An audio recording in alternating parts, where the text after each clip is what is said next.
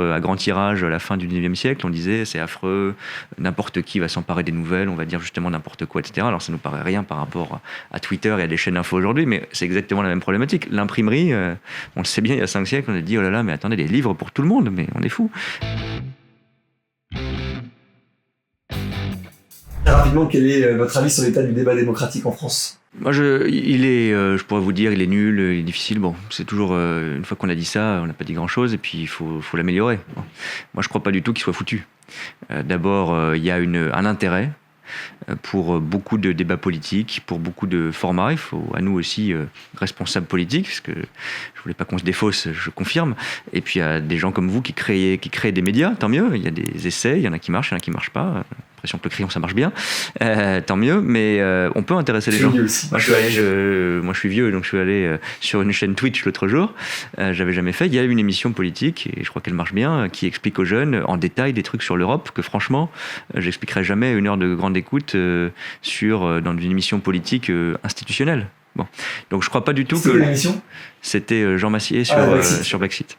Et voilà, c'était super. On est secoué, mais c'est bien et tout. Mais donc je crois qu'on réinvente des formats, que quand il y a des transitions, des nouveaux médias, des nouveaux supports, le numérique, c'est plus si nouveau que ça. Moi, je parle un peu comme les gens qui ont connu l'arrivée d'Internet, mais il faut adapter aussi nos outils au débat. Et il y a le meilleur et le pire. Quand les journaux ont commencé à être à grand tirage à la fin du 19e siècle, on disait c'est affreux, n'importe qui va s'emparer des nouvelles, on va dire justement n'importe quoi, etc. Alors ça nous paraît rien par rapport à Twitter et à des chaînes d'infos aujourd'hui, mais c'est exactement la même problématique. L'imprimerie, on le sait bien, il y a 5 siècles, on a dit oh là là, mais attendez, des livres pour tout le monde, mais on est fou. Les gens vont pas comprendre, ils vont écrire n'importe quoi, ils vont provoquer la religion, le roi, etc. Bon. Et puis nos sociétés ont vécu tant mieux avec ces outils qui sont des avancées en fait formidables, et puis qu'on régule, c'est pas un mot qui est négatif, réguler, hein. C'est une société démocratique vit avec des règles.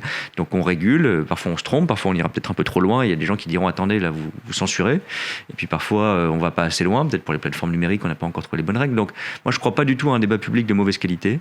Il y a des gens qui s'engagent, il y a des gens qui tentent des choses, quand on propose des choses de qualité il y a du public, et puis à nous les politiques aussi d'aller prendre le temps de la communication en politique n'est pas un temps soit du buzz, soit du rien dire, et n'est pas un temps perdu.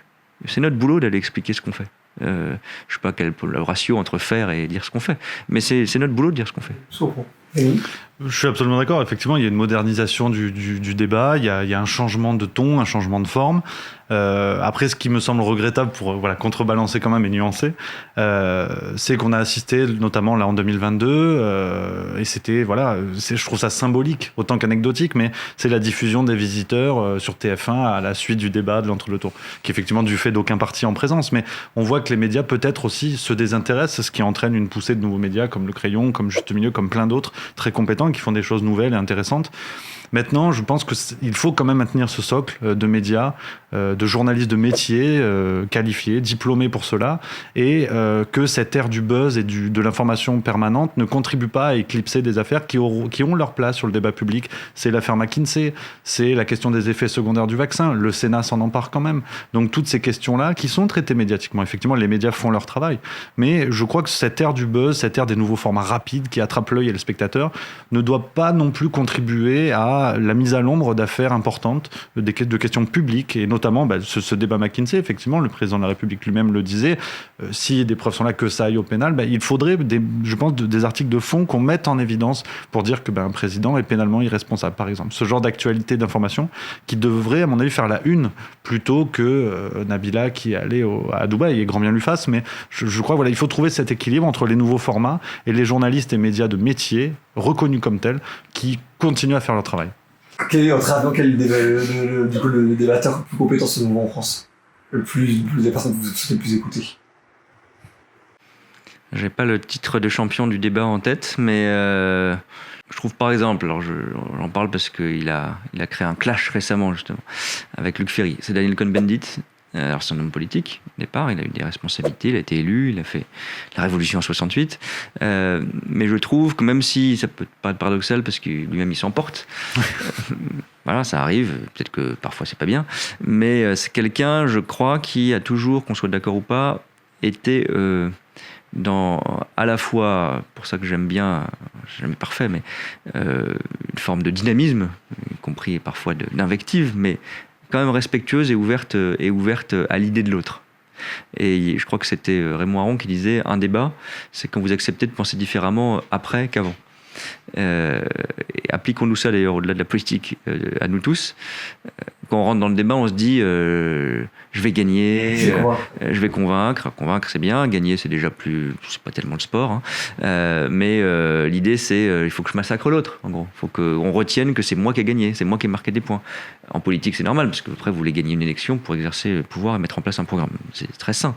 Mais un débat c'est aussi de temps en temps pouvoir dire bah là vous avez raison, ou là peut-être que je l'ai mal dit, ou peut-être que cet argument au moins il faut le nuancer.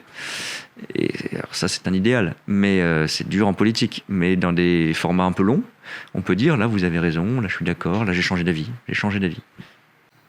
Je vais faire une réponse un peu facile, réponse un peu de Normand, mais je crois que le plus important pour moi, le meilleur débatteur, ça reste le débat lui-même. On a vu aujourd'hui que c'est une denrée qui se fait rare.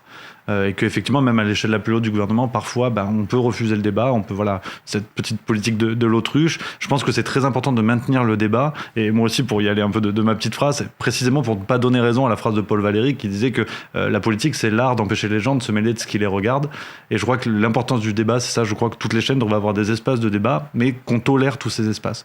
Quand c'était Zemmour à l'époque, quand il était encore journaliste, quand c'est des chroniqueurs, des éditorialistes, des journalistes marqués politiquement, toutes les opinions, toutes les idées doivent s'entendre parce que ça, malheureusement, j'ai cette impression que le débat s'éclipse un petit peu derrière Twitter, derrière ce qu'on a longuement évoqué au cours de cet échange. Merci beaucoup. Merci beaucoup. Cette émission du Crayon est maintenant terminée. Je compte sur vous pour vous abonner, pour liker la vidéo, pour nous donner aussi votre avis en commentaire. C'est très important de savoir ce que vous en pensez. N'hésitez pas à débattre, évidemment dans le respect. On se retrouve très bientôt pour de nouvelles vidéos. C'était Valorant. Ciao.